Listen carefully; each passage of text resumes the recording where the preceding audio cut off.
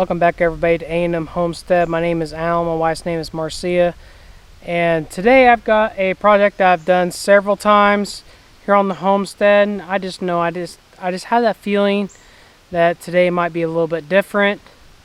I'm going to be moving the pigs. The pigs are getting a little bit older now, so hopefully I can they are trained enough to where I can actually move them over. I've got them pretty much bucket trained. For the most part, I got them bucket trained. But yeah, it's going to be interesting. They're pigs. They're going to do what they want. So what I'm going to do, the first thing I'm going to do is I'm going to turn them loose. I'm going to take down their old fencing and let them roam free.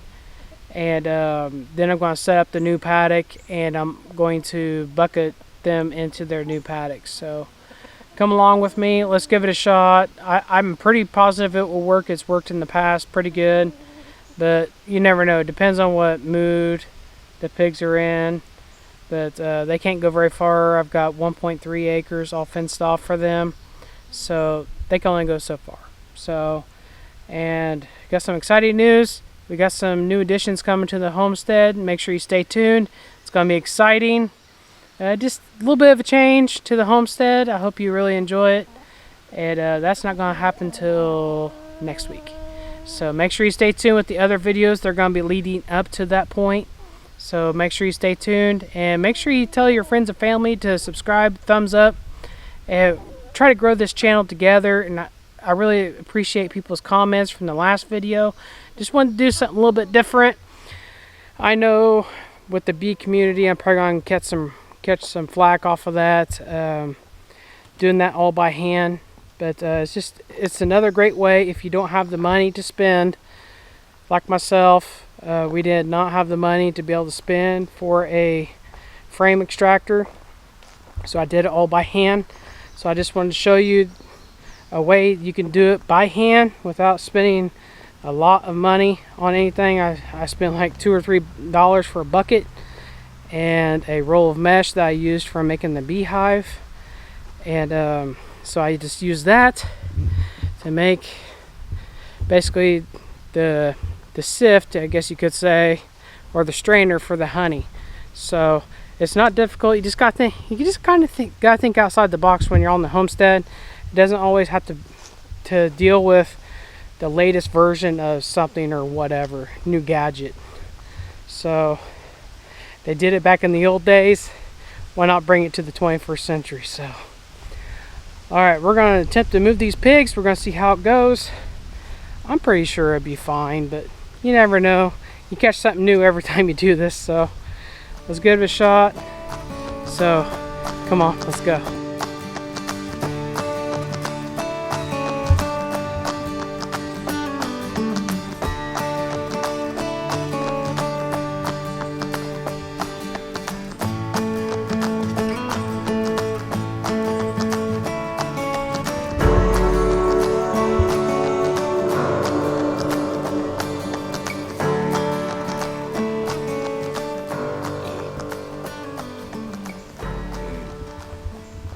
Well, as you can tell, these little piggies have grown tremendously.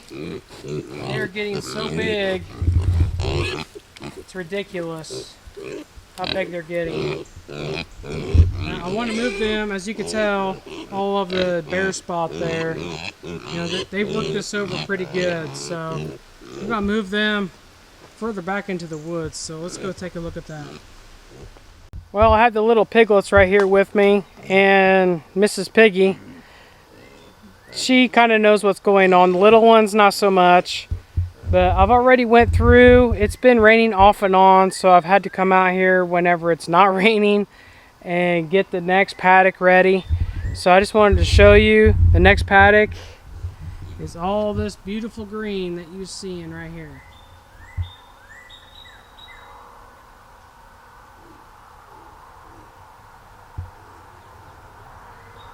That's their main trail right there that goes to T-post way over there to the main fence line that runs all the way down.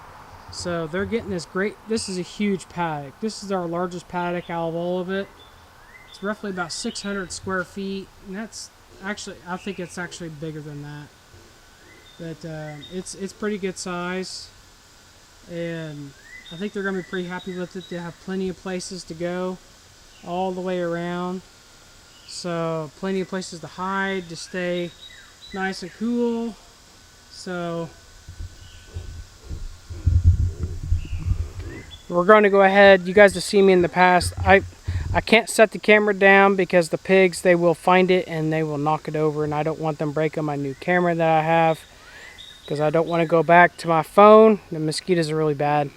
So what I'm going to do is I'll just do a quick updates on how far I've progressed, and we'll just go from there. But what I am going to do is I'm going to turn them loose. They're just right there. I'm going to take this white fencing out for them. It's the poly tape, or the poly tape. I'm going to take that down and just let them roam free. And then what I'll do is, once I'm all ready for them, I will get a bucket of feed and I'll bring them over, and it's a normal thing.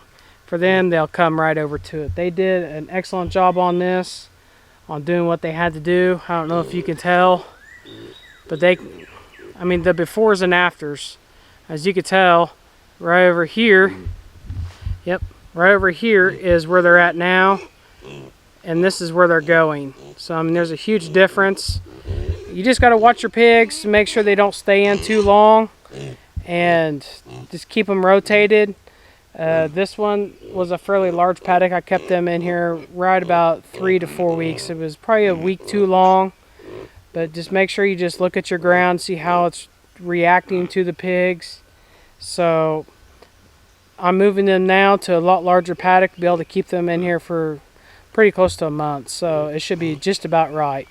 So what I'm going to do is I'm going to go ahead and move the fence like I said, and this paddock here that I'm moving them to, eventually we're going to move them up toward the main south gate. So I'm hoping that everything else, which as it should, all recover by then we can start all over and just work our way back. So it's all about rotation. As long as you keep that rotation, everything will be fine. Even though it does not look very pretty right now, you give it a couple months, or give it a month, and it'd be amazed at how much everything just grows back, and it's so much better, and there's less bad weeds, quote unquote bad weeds in here, so that you have to take care of. So I'm gonna set you all down. I don't want the pigs to be kissing you or chewing on you, so I'll be right back for an update. Well, I know I didn't show you very much on this one, but as you can tell, I got the pigs moved over. I do have all of their lines set up all the way as far as the camera will show you, but I do have it all the way around this paddock here. It took me a little bit longer than expected. It took me about 2.5 hours, and because I had to go through and weed eat, and I had to get my weed eater with a saw on it to cut out some saplings that grew over time. There's a bug on there, and so I had to get that out. Then I had to take the old one down, put the new one up. So enough excuses. We got them all moved over, so they're over here. They got a lot of ground to cover, so I'm pretty happy about that, as you can tell. So at least I am anyways. I don't know about them, but all thing I got to do is get them some fresh water and then move their IBC tote over for them to have something to sleep in if they choose to. They normally, this time of year, they just sleep outside. Pigs prefer that anyways. They're outside animals. They love the outside. So let's see how they're doing. Miss Piggy is hungry.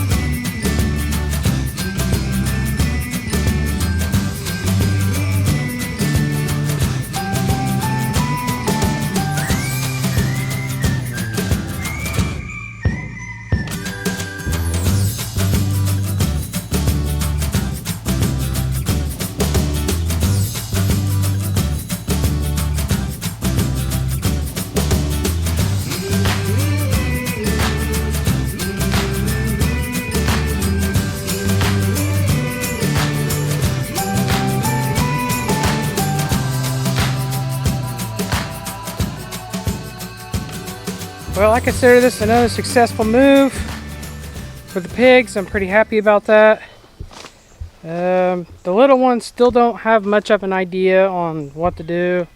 They were squealing and squalling, and they were pretty much right where that fallen log is. They had no idea that they could just go right on the other side of that dead wire right there, go on the other side and come around. So that tells me now that the little piglets, they're scared of the white wire, which is I want them to respect it. So they are doing wonderful.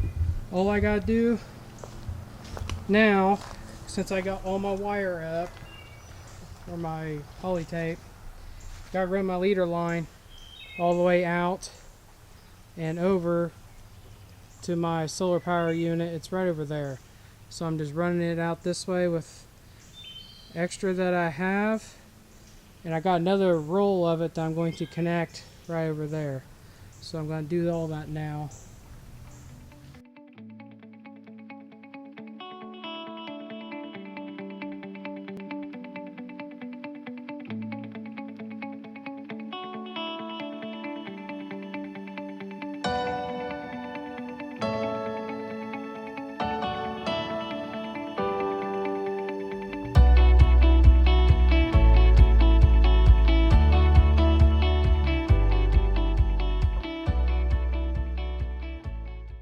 Well, there you have it. Just an every average day on the homestead. Sometimes you got easy days, somewhat of easy days, and other days you're working pretty hard. And sometimes you're just playing the cards that Mother Nature deals you. So just gotta stay flexible with your time, and just gotta do 1 extra percent a day. And it's the compound interest. If you do 1% a day, in 100 days you've done 100%. So yeah, it's actually not too bad out for July. I'm really surprised. So I ain't gonna bore you with it, but the only thing I gotta do is now is get their water and move their IBC tote over. So I'm just gonna go ahead and do that. I just want to thank you all for showing up. Thank you all for just giving our channel a chance. If you're new to the channel, go back and look at all the other videos, and if you like what you see, then go ahead and put a thumbs up and go ahead and subscribe to the channel. I've actually got a really neat surprise for y'all coming next week. So just a little, yeah, I'm just gonna leave it at that. Just a small little surprise. Even my family doesn't even know what's going on. So I guess this is where I'm going to end the video. Just make sure you stay tuned to them. I might throw out some Easter eggs out there for you, y'all. But I don't want to give too many hints away. I don't want anybody guessing it. So I want it to be a surprise for everybody. So just want to thank y'all. God bless. And I'll see you on the next one. Bye.